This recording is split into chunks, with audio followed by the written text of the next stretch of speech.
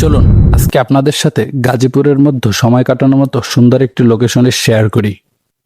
এতক্ষণে ভিডিও দেখে হয়তো অনেকেই বুঝে গেছেন আমি কোথার কথা বলতে যাচ্ছি।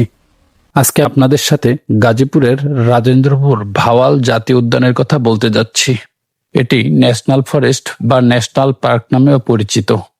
একটু নিরিবিলি মনোরম পরিবেশে সময় কাটানোর জন্য এটাই বেস্ট প্লেস।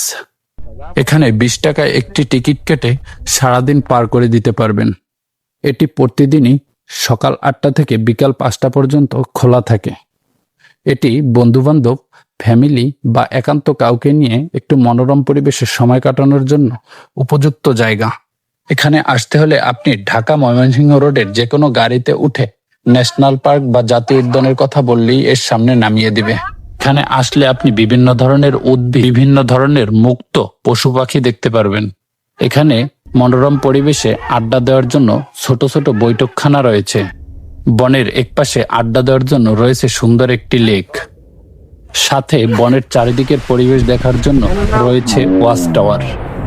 জায়গাটা একটু বড় হওয়ার কারণে এটি ঘুরে দেখার জন্য ঘোড়ার গাড়ি ও ব্যাটারি চালিত অটোরিকশার ব্যবস্থা রয়েছে। ব্যাটারি চালিত অটোরিকশা বা ঘোড়ার গাড়িতে কিলোমিটার হিসেবে ভাড়া চুক্তি করে ঘুরে দেখতে পারবেন। ভাড়া করার সময় অবশ্যই ভালোভাবে দরদাম করে নেবেন, যেটা আপনার জন্য সুবিধাজনক হবে। পুরো জঙ্গলটি আপনার পায়ে হেঁটে দেখতে হলে অবশ্যই 3 থেকে 3.5 ঘন্টা সময় লাগবে। অন্যদিকে অটোরিকশা বা ঘোড়ার গাড়ি হলে সেটা 1.5 থেকে 2 ঘন্টা সময় লাগতে পারে। তবে ঘোড়ার গাড়ি বা ব্যাটারি চালিত অটোরিকশার থেকে পায়ে হেঁটে ঘুরে দেখাটাই বেশি সুবিধাজনক। এতে আপনি আপনার ইচ্ছে মতো ঘুরে দেখতে পারবেন এবং প্রয়োজন অনুযায়ী রেস্টও নিতে পারবেন। আমাদের আজকের ভিডিও এখানেই শেষ। ভিডিওটি কেমন লাগছে অবশ্যই কমেন্ট করে জানাবেন।